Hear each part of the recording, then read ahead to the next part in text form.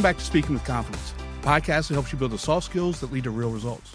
Communication, storytelling, public speaking, and showing up with confidence in every conversation that counts. I'm Tim Newman, a recovering college professor turned communication coach, and I'm thrilled to guide you on a journey to becoming a powerful communicator. Today's guest is Dr. Tim Elmore. Tim is the founder of Growing Leaders, an Atlanta-based nonprofit organization created to developing emerging leaders. His work grew out of 20 years of serving alongside Dr. John C. Maxwell. Elmore has appeared in the Wall Street Journal, the Washington Post, USA Today, Psychology Today. He's also been featured on CNN's Headline News, Fox Business, Newsmax TV, and Fox and Friends to talk about leading multiple generations in the marketplace. He's written over 35 books, including Habitudes, Images that Form Leadership, Habits, and Attitudes, 8 Paradoxes of Great Leadership, and A New Kind of Diversity, making different generations on your team a competitive advantage. His latest book, The Future Begins with Z, 9 Strategies to Lead Generation Z as they upset the marketplace, was released in the fall of 2025. Tim, welcome to Speaking with Confidence. I'm so happy to have you today. Thank you, Tim. We're going to have a great conversation, I can tell. And we are, not just because our name is Tim, and That's not right. just because we dress alike, but we've got a lot of information to cover. And I got to tell you, when I heard you talk about your new book, The Future Begins with Z, on a podcast with John Maxwell and Mark Cole, I told my wife that there was finally some data on some of the things that I've been saying for years, such as the Gen Z is smarter than previous generations. Gen Z is more entrepreneurial than other generations, but they're the worst communicators. Yeah. So again, really looking forward to talking to you about Gen Z and why we need to make some fundamental changes in how we lead and communicate with them. Yeah, good. I'm ready. Let's do it. All right. So the first thing that really jumped out at me is the whole idea of anxiety. That our young professionals are facing. And let me just make sure I get the stat right, that the anxiety levels today are the same as a psychiatric patient in 1950s. Yeah. Yes. How did we get here, Tim? How did that happen? It was a slow evolution that happened even before the smartphone, but the smartphone absolutely accelerated the rise of anxiety, panic attacks, feeling overwhelmed. But Tim, if you think about it, a young person or an old person for that matter that's on social media, when you add the messaging from social media to every other source of communication coming at them, it's 10,000 messages every day. I don't think we're hardwired to take in 10,000 messages in every day. So if you're communicating, you're up against 9,999 other messages. Good luck with that. But I also think it puts a Gen Zer who's a young adult now in an overwhelming spot. That's the number one word that college students today use to describe their life. I'm overwhelmed. So the anxiety is a natural outgrowth of the new world we're living in. And I think we're going to have to find not just coping mechanisms, but coping skills in order to thrive in this new day. Yeah. Throughout my career, I made 2 major pivots in my career around some of the things that were happening socially. One was in the late 2000s around social media. I had kids at that point. I asked my daughter, she was in middle school, asked her about Twitter, and she said, "Dad, you don't want anything to do with Twitter." And I said, "Okay, that means I better figure out what Twitter is." Yeah.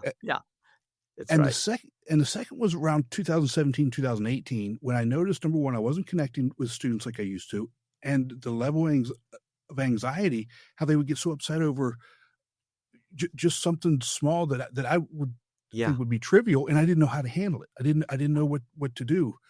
So what can we do as the older generations to number one, adjust, but also coach them to have grit? You talk about grit in your book. Sure. What can we do? 2 things I always like to say about anxiety. When I look at the data, I think depending on the young person that might be in front of you, they're either going to need to be coached up by us saying, "Hey, listen, we're all a little anxious right now. It's a normal part of life. You're not weird. You're not abnormal. we're all a little stressed, and stop thinking that you have some disorder. Let's just make it through the stress. Sometimes I think we need to say that. The other angle, or the other side of the same coin, Tim, is this. I think we who are, let's say, over 40 years old, need to make sure we start with empathy in order to get to that grit we want to develop in them. I think it's easy for someone like me who's in the 45th year of his career to say, come on, just grow up, grow a little grit, suck it up, buttercup, those kinds of things. And while I'm tempted to do that, that's never gotten me any good outcome. No, it hasn't. I need to lean in and say, listen, I know it's weird right now. I know it's hard right now, but we can do it together. So in the book, I talk about PTSD, which we've all heard. That term we're all familiar with, even if you're a layman when it comes to psychology. Post-traumatic stress disorder. 82% of Gen Z members claim to have gone through a trauma. And for many of them, it was the pandemic, and that was really real, for sure. But we rarely talk about PTG, post-traumatic growth. Which actually, 80% of people that go through trauma end up with PTG and not end up with PTSD. So they end up in a growth area. But Tim, here's what you and I will both love. It usually happens when they go through the trauma, but someone comes alongside of them and is able to communicate, look at how you've gotten better and stronger and healthier and more joyful and grateful as a result of that hardship. Now, I probably sound like grandpa right now, but it's basically us saying, listen, good things can happen through hard times. It's a weight room. I go into the weight room. Do I like the lifting of weights? No, I don't. But boy, I like the aftermath when I look a little stronger afterwards. So I'll stop there. But PTG is what we got to go for when it comes to the empathy and the stress that we face right now. Well, I'd like for you to talk a little bit more about PTG because, again, that's something that, number one, I didn't know there was a term for it, but you can see it when you work with people and you see where they are and you get them going and get them moving forward and then watch them look back and say, look, thank you for helping me. And this is where I grew. And thank you for doing or saying this and being intentional about helping them grow. Can you talk a little bit about that? Absolutely. So it's a mindset shift, isn't it?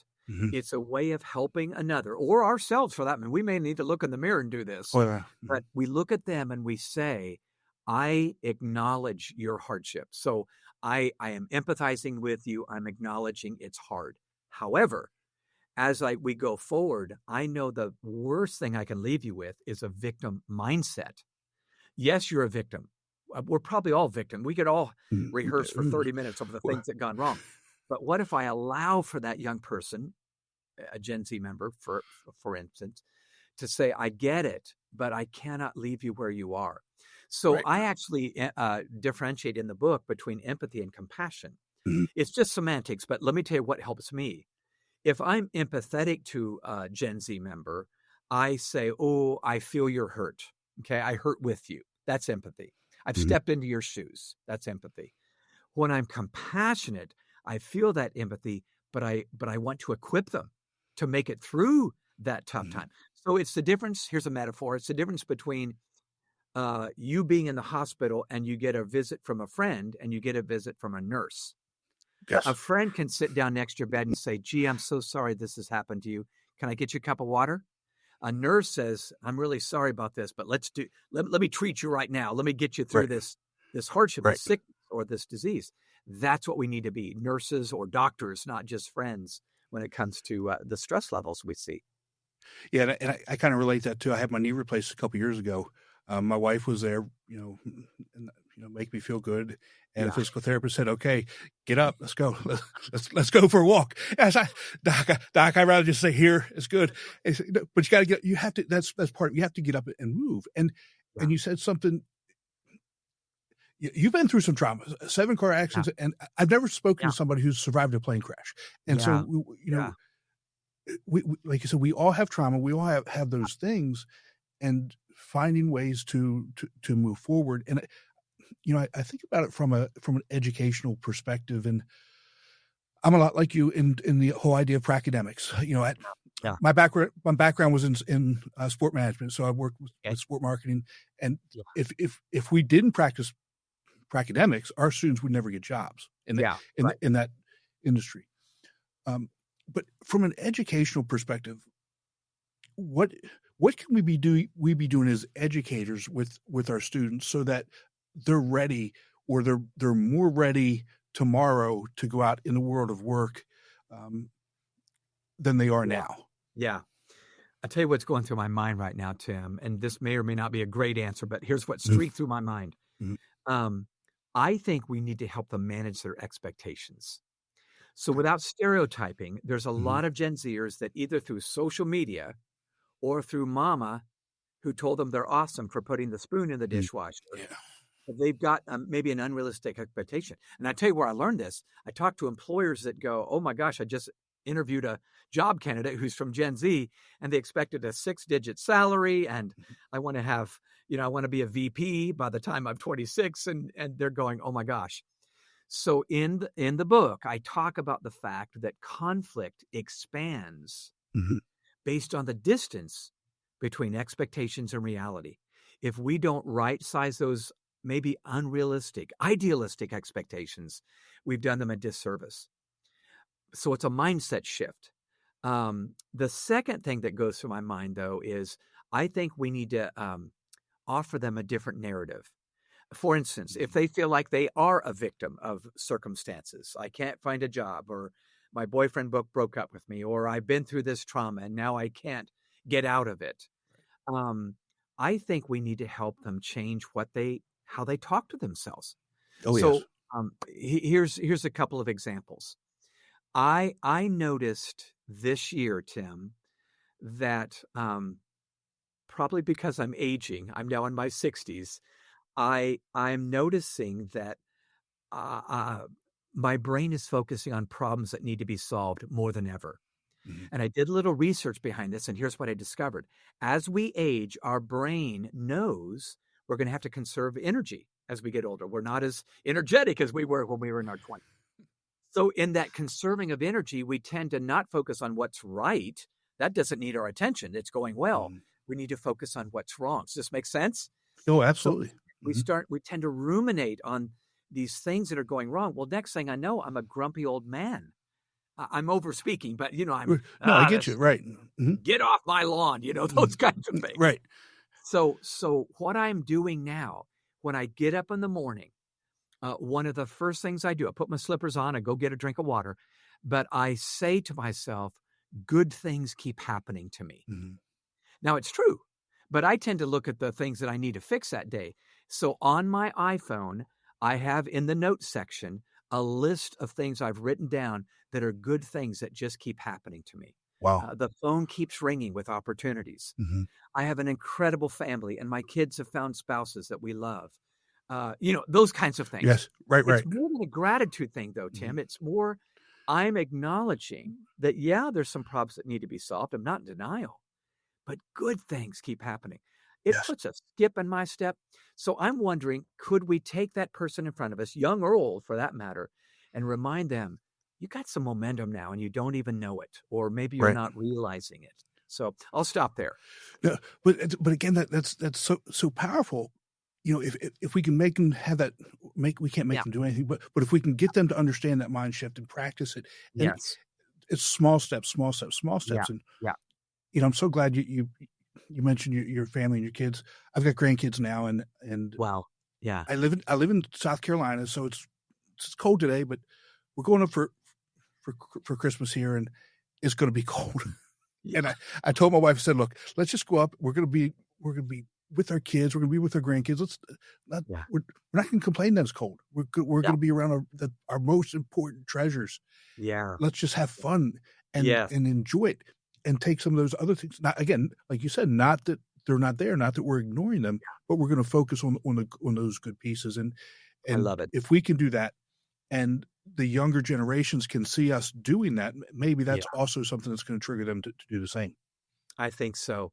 I'm thinking about the Stockdale paradox. Admiral James Stockdale was a Vietnam officer who was the highest ranking officer to be caught by the North Vietnamese and put in a POW camp. Long story short, he's in that camp, I think, for 7 years. So this is not a cakewalk, and it went on a long time.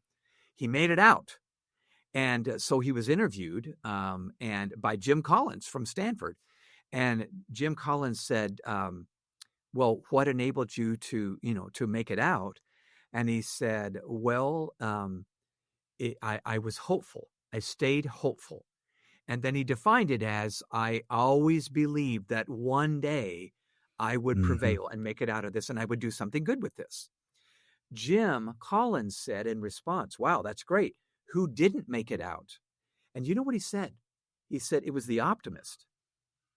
And Collins said, wait, I thought you just said you were optimistic. He said, no, I had hope. There's a difference between hope and optimism. Okay, yeah.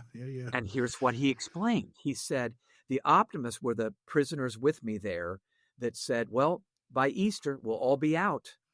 And then Easter came and left, and they were still there. Well, by Christmas, we'll all be free. And then Christmas came and left. They were talking about things that are out of their control.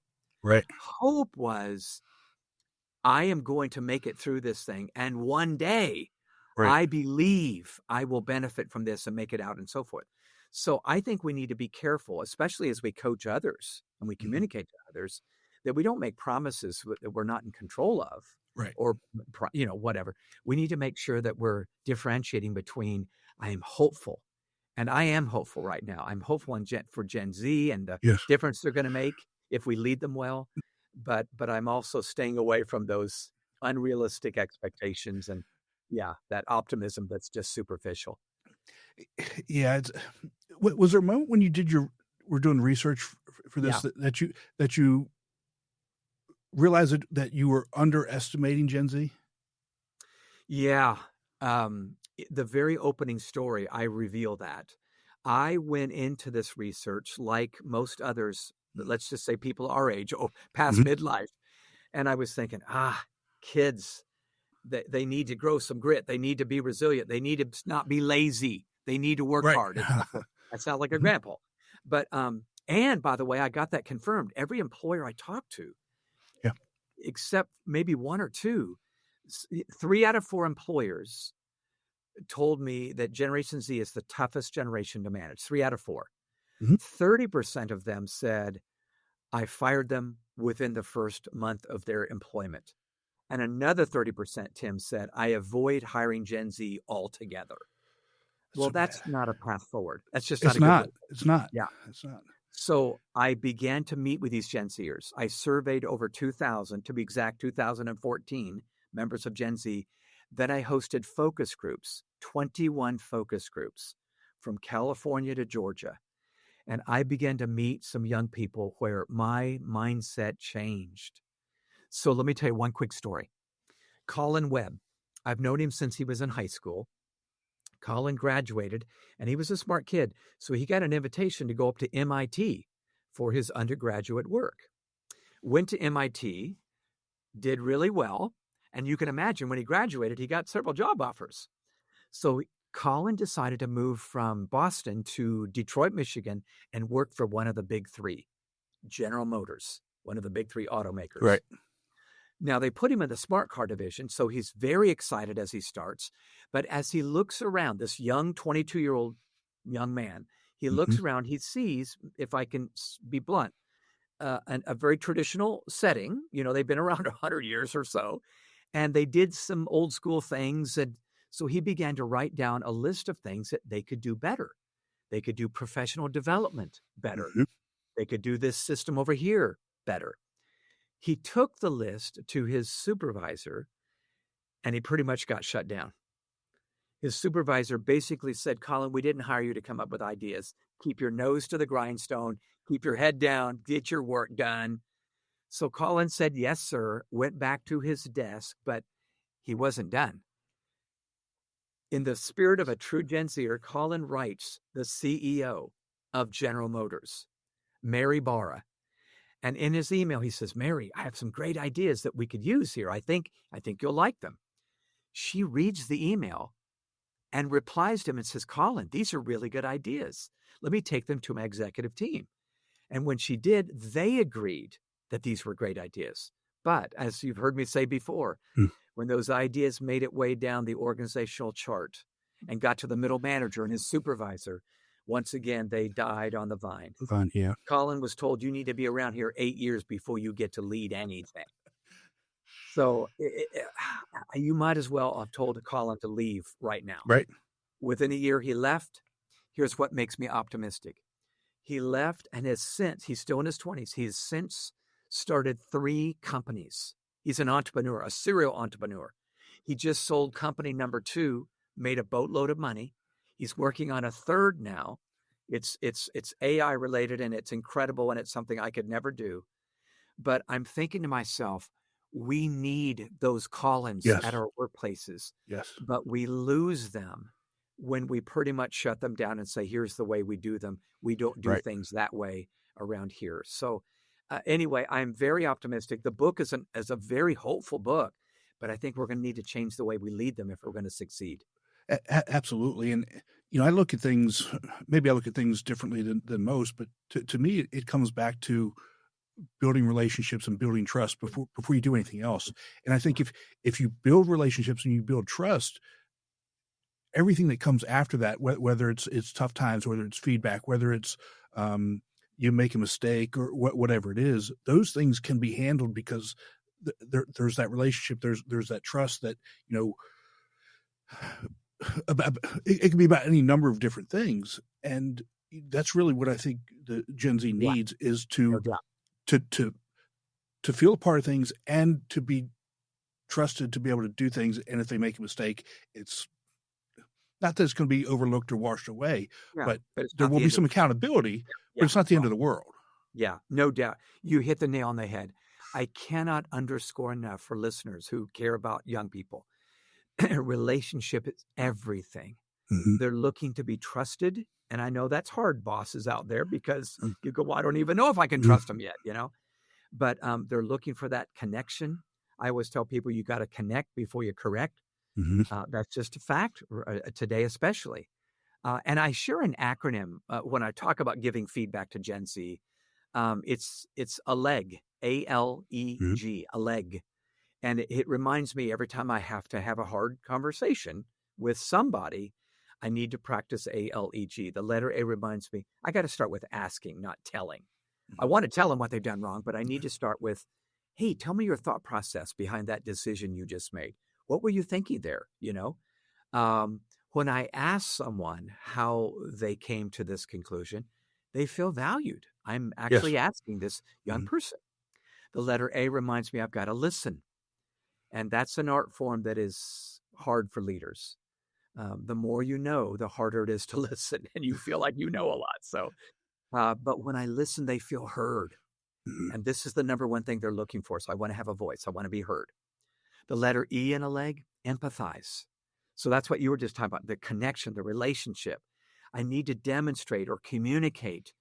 I get it now. Or I had no idea, but thanks for telling me. Or I bet that made you feel horrible when that happened. But when we do this, they feel understood. Right. So get it. They feel valued. They feel heard. They feel understood. When we've done this, Tim, now we've earned the right to practice letter G, which is to guide them. Right. And that's what I wanted to do in the first place.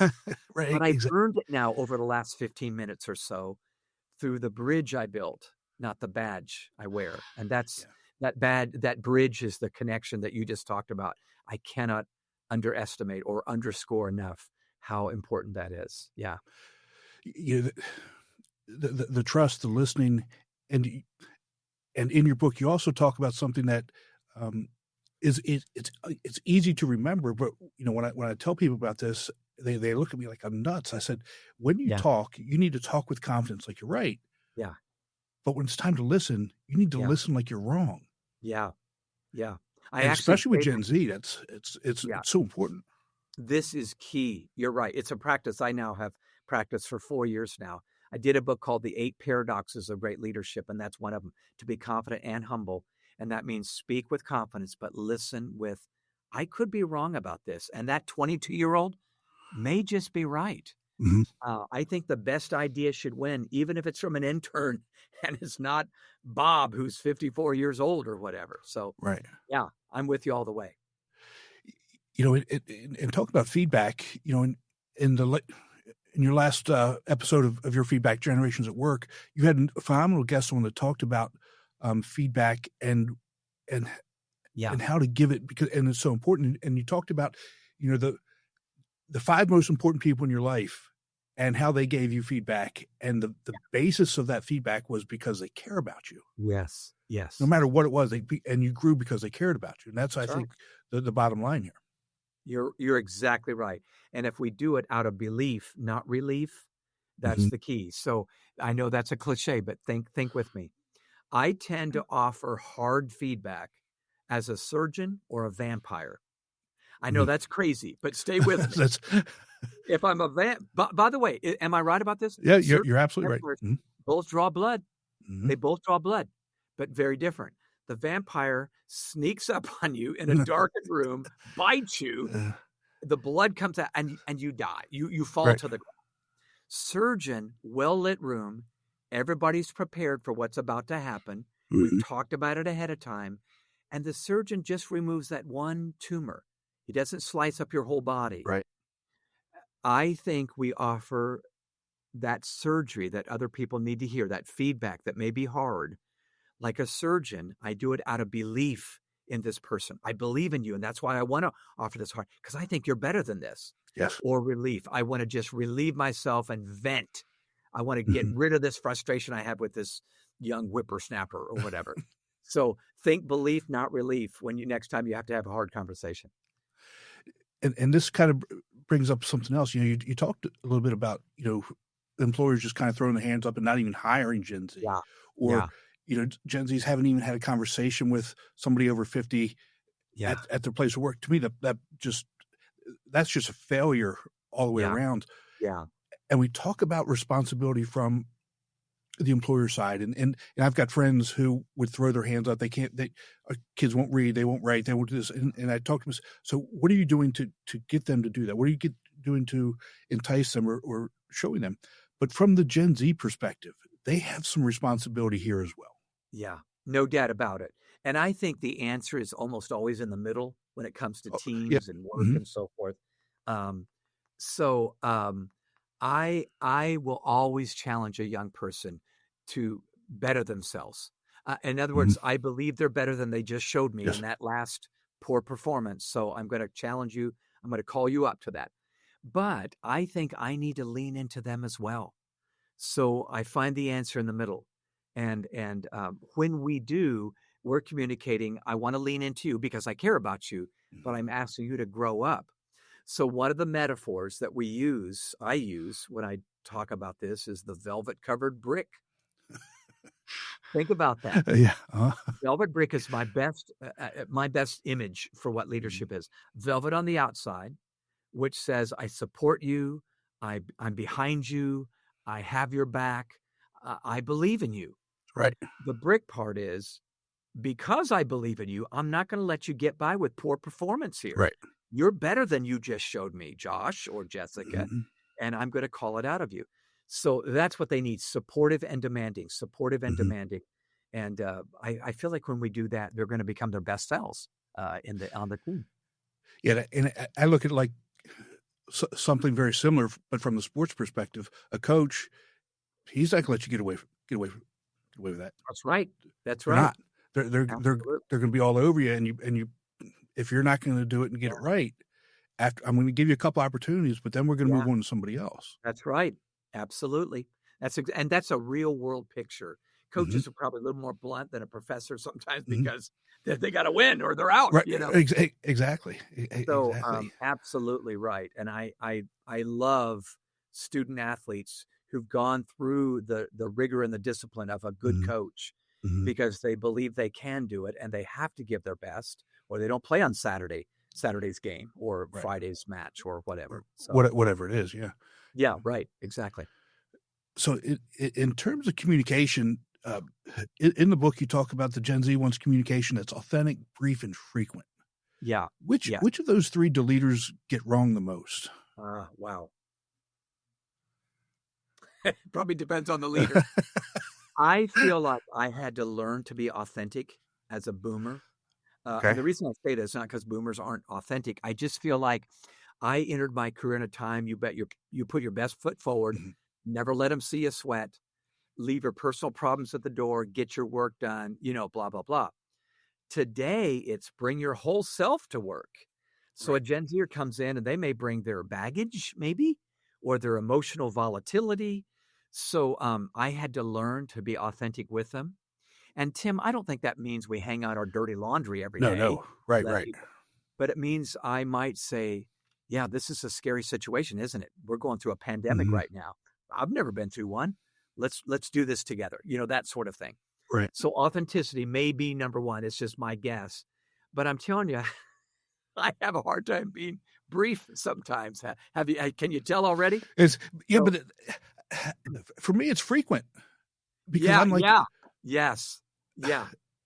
No, they want it. They want it now, and they want it now. Okay, but I literally just talked to you 10 minutes ago. Yeah, right. Tim, I was shocked when I read the data on this. The average Gen Zer at work in a job wants daily check-ins from their boss. When I say that to bosses, they go, "Are you kidding me? I'm doing my own work. I can't check on Junior and everybody okay over here." But the daily check-in makes sense because, one, they may have all through school been playing video games where they get regular check-ins. You know exactly what level you're on in Grand Theft Auto or whatever, Minecraft. But also, I think that if they hear no news from their boss, they can assume the very worst. Right. I worked for John Maxwell right out of college. I assumed if John didn't talk to me, I knew this is all good. We're all good. Let's keep that. In fact, I didn't want to have a meeting with him, if it was at the end of the day. So I feel like we just need to adapt as leaders and realize this new crop of young people need to be led differently. I call them the sandpaper on my leadership that I did not know I needed. And they are going to sandpaper me. They're not going to put up, if I can be blunt, they're not going to put up with BS that I might have been prone to share. They're going to demand that we're real and that we're honest and that we're disclosing where we are. But when we do that, I think they're going to go to the mat for us. They will. Yeah. You talk about the BS. They've got a really good BS detector. I mean, they're really good about it. So what communication habits instantly break that trust with them? Wow. Well, inauthenticity, meaning I'm fake. They can smell a fake a mile away. That's the BS factor. So they can smell fake and that you're just, not really being honest with me about what's happening. By the way, let me take a real quick sidebar since this is really on communication. I have found, and I did put this in the book, I have found that there's a sequence I need to follow if we're going through a difficult season, and I've got Gen Zers in front of me. Number one, by the way, there's three big ideas here, okay? Number one, I need to do hard before easy. Meaning if they know things are not going well, my humanity says, "Oh, let me share some good news with you." And they go, "Just get to the bottom line. I know you're about to drop a bomb on us. We're not stupid." Yeah. So hard before you jump right in and say, "Listen, I got some good news and some bad news. Let me share the bad news first." Because see, that makes you believable. Now they go, "Okay, he's being real with us."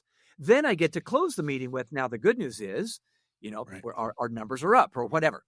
So hard before easy. Number two, big picture before smaller details. So when they are stressed and we are all anxious, perhaps, I think if we share details right away, they can get lost in the details. Right. But if I share, if I can put it this way, the box top, and then share how their puzzle piece fits into the puzzle, they need to see the box top. Here's the big picture. We're still working toward our mission. We're still on track. Here's what quarter 4 looks like. Now, Josh, I need this puzzle piece to be played by you. Need you, buddy. Let's do it. Right. Jessica, need you to play your puzzle piece. So that's another big one. It's just, it's just necessary. So I guess all that to say, let me just stop because I'm taking too long here. I need to step into their shoes. Right. Not how I want to communicate or how frustrated I am as the boss, but I need to keep it real and disclose things in that fashion. Yeah, I love the puzzle analogy because it really does illustrate that from that bigger picture. Yeah. For one of the things for me though is leaders also have to admit they're not right. Or if you Yeah. tell them you're going to do something, Yeah. either if you don't do it, just say you didn't do it, or if you don't know the answer, just say you didn't answer. Because Yeah. for me, especially from the professor perspective, if they know right away, if I tell them I'm going to do something and I don't do it and they call me on it, I better just say, you know what, I didn't do it. Send me a reminder of this, or shoot me an email, and I'll get back to whatever it is. But don't say you did something if you didn't do it. Don't give it an answer that you don't know to be true, because that is just so detrimental to everything that you're trying to accomplish. And number one on that is trust. You're right. Yes. It breaks trust. So this is a history illustration, but I think you're spot on. Probably one of the worst mistakes that John F. Kennedy made more than 60 years ago was the Bay of Pigs fiasco. We've read it in our history books, a horrible thing down in Cuba. Well, right afterwards, his popularity went up. In fact, he was baffled. He said, it's amazing. The more mistakes I make, the more they like me. Well, here's what happened that made people like him. He owned it. As soon as that thing happened, he didn't blame Congress. He didn't blame his cabinet. He didn't blame the minister, the defense secretary. He said, this was on me. I made this decision and I own it, and it's never going to happen again. Well, people love that honesty. Like you just said, and when you own it and say, listen, that's my bad. I'm so sorry I didn't follow through on that, to a Gen Zer, they go, okay, I don't need you to be perfect, but I do need you to be real. So I actually had a Gen Zer say to me, Dr. Tim, the only thing worse than being uncool is being unreal. Isn't that a great comment? That's phenomenal. But it's true. That was a college student. It kind of makes you go, yeah, you're right. And again, I'm an Xer, and I'm kind of like you in the sense that, just put your head down, do what you got to do. And people ask me how things are going all the time, my response is, nobody's told me otherwise, so things are great. And so it's the exact opposite of Gen Z. It's that mindset. Nobody's told me otherwise, so we're sailing. We're rolling. Yes. Yep. So what's a misconception from a Gen Z's perspective in terms of communicating with an authority figure? Because again, going back to one of the things that you said earlier, that somebody 50 and older hasn't communicated with a Gen Z in the workplace. It baffles me. Yeah. Well, I do think what must be happening, this is just my gut, not my data, is I think that we can be so different between age 50 and age 22 that we just seek out our own kind. We meet at the water cooler with other 50-year-olds who think like us, talk like us, vote like us. And I don't seek out that Gen Z who seems like they're from another country, let's be honest. But see, you taught them in a college class. So you were with these different 20-somethings every day or every week anyway. So I feel like we need to seek out those that are unlike us, and we need to build trust. So the big misconception you just asked about is that we assume, since we got the badge on, we're the leader, that they'll trust us in our leadership. Trust must be earned.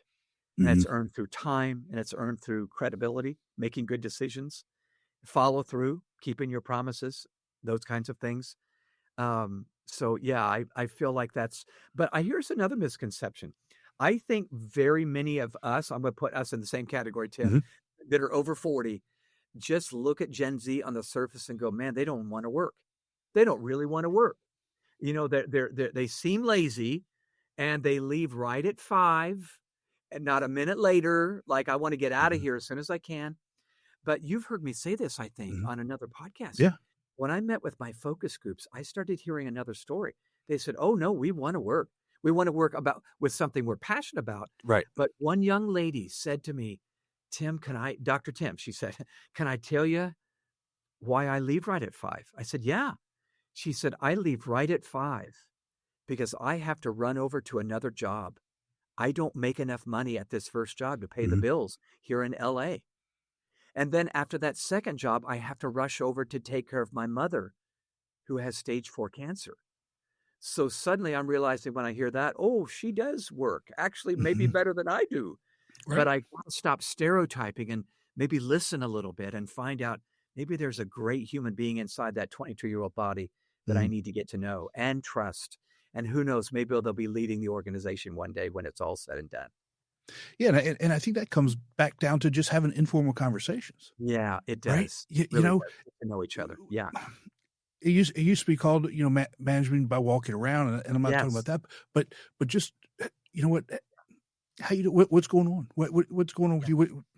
And they'll if you start the conversation, they'll tell you what's going on, Yeah. and they'll tell you about themselves, and it's get I think both sides need to get over whatever it is and just start the conversation. Yeah. No doubt And then about it. and then it rolls. Yeah. Yeah. I So agree. what does confident communication look like for somebody who's a Gen Z? Because they communicate, again, very differently than we do. Yeah. Yeah. Well, I have found in many cases we need to teach soft skills to them. You Yes. talked about that as you Mhm. opened the podcast. Mhm. Interpersonal skills were rarely developed on a screen during the pandemic. Mhm. They fell behind by about 2 years. The average this is data, not insults. No, this is Uh, it. Real. so cognitively advanced, they're smart as a whip, but socially and emotionally behind. So we're going to have to build those soft skills Mhm. intentionally into their life. And by the way, it may be as simple as I want you to look me in the eye when you talk to me. I Mhm. want you to shake my hand when you walk through that door, and I'll shake yours. And I'm going to Yes. treat you with respect, and I expect you to treat me with respect. Those are fundamentals, but we may have to teach them because they're Yes. not automatically happening. Yeah. Yeah, So, probably the last 2 years that I was teaching, I almost had to stop teaching my content area and was almost strictly focusing on the soft skills, because it doesn't matter what you know, if you can't yeah, communicate, if you that's can't right. have a conversation with somebody, it just doesn't really matter. Yeah, Um, you're absolutely right. Yeah. So let me share one thing about that. okay. As an older guy, I have had to learn what Charles Duhigg taught years ago, that when you're interacting with someone, you're having a conversation or you're Mm. communicating to them as an audience, you need to know what kind of conversation they need to have. Yes. It's either a practical conversation, a social conversation, or an emotional conversation. And here's how he defines that. A practical conversation commonly happens at work. It's Mhm. just information. We need to transfer some information, not a lot of emotion. Here's some facts. Here's the deadline. Here's the date it's due, etc. That's practical. And you and I, as older guys, just got used to a lot of practical, not Yes. much emotion. Let's just get the job done. Very often, a younger team member might want to have a social conversation. So maybe they want to get into last weekend's party they went to. And I don't mean to stereotype, but let's just say Mhm. that's the topic. I need to stop correcting that it was the 15th, not the 16th, or something like that. That doesn't matter. Doesn't matter, right? They're just trying to share a social, just enjoy it with them, laugh with them, affirm them, say, I'm so glad you got some refreshment time. But here's the clincher. I find that many times a Gen Zer one needs to have an emotional conversation Mhm. where it's very emotional and they start in with facts or data, but it's not about data at all. They're feeling inadequate, maybe, or they're feeling I didn't measure up or something. And I need to recognize that and affirm what I can. So I'm Mhm. going to give a very personal illustration, Tim, on this one. I missed it with my own young adult daughter. Bethany's in her 30s, and she's a wonderful Mhm. counselor down in Orlando, Florida. Just a very good therapist. She is married to Ben, but they're not parents yet. So she and I are in the car alone together, just driving Mhm. one day, just happened to have some time together. And she goes, Dad, I got a question for you. I'm ready for a practical conversation at this point, by the way. And it Right. wasn't. Okay. So Bethany goes, Dad, if you were to go see a counselor about a parenting issue, would you rather go see a counselor that was a parent or go to see one that Mm. maybe wasn't a parent, but they'd done all their research and they were ready to go? Thinking I was having a practical conversation. I know what you said. I bet I know what you said. I said, well, all things being equal, I think I'd go to one that was actually a parent. So they go, oh, I've been through the same thing, Mhm. Well, Bethany was quiet and goes, okay, didn't really say much the rest of the drive. we got home. She hopped out of the car, went into the home first. I pulled the car in the garage. But when I walked inside, I could not find her. And when I walked upstairs, I looked in her room and tears were just coming down her cheeks. I did not realize I had just unaffirmed her. I had said, Bethany, I wouldn't choose you. That's for sure. I'd choose somebody that had some credibility. And I just realized, holy moly, she was needing Dad to say, Bethany, Right. You're adequate. I'd go see you.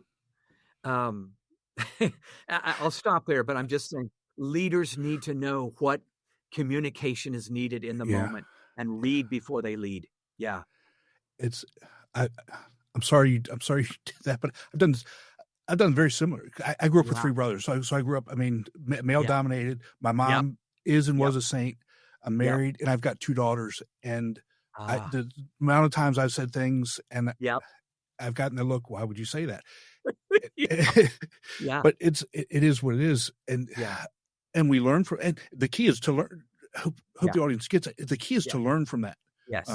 And in whatever situation it is, maybe before you respond, you ask a question to get some clarity or whatever it is, but learn from those things, just like we're asking our students to do the same thing. Yes, absolutely. No doubt about it. So where can people find you, to work with you, find out what's going on with Gen Z and get more information? Yeah. Thanks for asking, Tim. It's been a great conversation. Well, probably the easiest way to find me and a bunch of free stuff is my own website, timelmore.com. Growing Leaders is out there. It's a Maxwell nonprofit that I started over 20 years ago. You could get curriculum for teaching soft skills to young people. But I would say too, I would love to help with Gen Z. If you've got Gen Z and you're managing it somewhere, somehow, my book is called The Future Begins with Z, 9 Strategies to Lead Generation Z as They Disrupt the Workplace. And it's on Amazon or anywhere good books are sold. But that might be a good guidebook for you to use just to make sure you're getting it right along the way. Tim, it's a great guidebook. It's a great guidebook. And I'll just be honest with you. Not only did I read the book, when we went to see the kids for Thanksgiving, we listened to the book on the way back from Thanksgiving too. So it's there's so much gold in there, so many good ideas and value. Can't thank you enough for, number one, for writing the book, but I also can't thank you enough for spending some time with us and giving us this information that hopefully people can go and start to do and change things and lead Gen Z better starting today, not next week, not tomorrow, but today. That's start happening today. Absolutely. I'm with you all the way. They will make us better leaders if we'll let them. Thanks, Absolutely. Tim. I appreciate it. Yeah. Tim, again, thanks so much. Take care, and we'll talk to you soon. Be sure to visit speakingwithconfidencepodcast.com to get your free ebook, Top 21 Challenges for Public Speakers and How to Overcome Them. You can also register for the Forming for Public Speaking course. Always remember, your voice has the power to change the world. We'll talk to you next time. Take care.